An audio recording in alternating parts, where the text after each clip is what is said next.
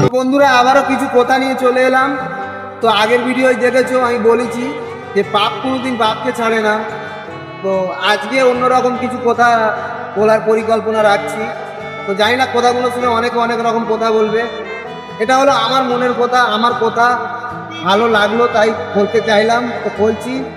ফোনের মধ্যে দেখলাম একটা মানুষকে হাঁটিয়ে নিয়ে যাচ্ছি।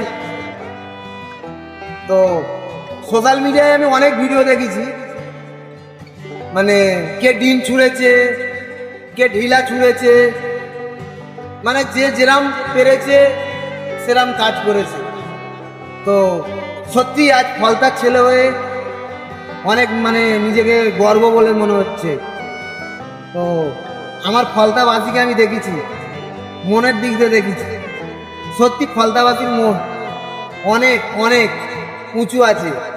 ফলতাবাসীর ভাবনা চিন্তা অনেক ওপরে, সব দিয়ে এখন এক নম্বর ফলতাবাসী আমার দিক দিয়ে আমি বলছি। কেননা একটা মানুষকে হেঁটে হেঁটে নিয়ে যাচ্ছে, অনেক জায়গায় ঢিলা ছুঁড়েছে, মানে অনেক কিছুই ছুঁড়েছে, কিন্তু আমার ফলতাবাসী দেখো কিছু ছোঁড়েনি। ফলতাবাসী মানুষের চোখ আছে, চোখ দিয়ে দেখেছে। দেখো বস, যে যে কাজটা করেছে সে কাজের সে ফল পাবে, ফল পাবে। আমার মতন তোমার মতনই কিছু মানুষ আছে, তারা ভালো জায়গায় বসে আছে, তো তারা করবে। আমরা ভাই পাবলিক ভাই, আমরা কেন ভাই এটা করতে যাব? তো সেটা আমি দেখলাম ফলতাবাসীর মধ্যে, অনেক ভালো লাগলো।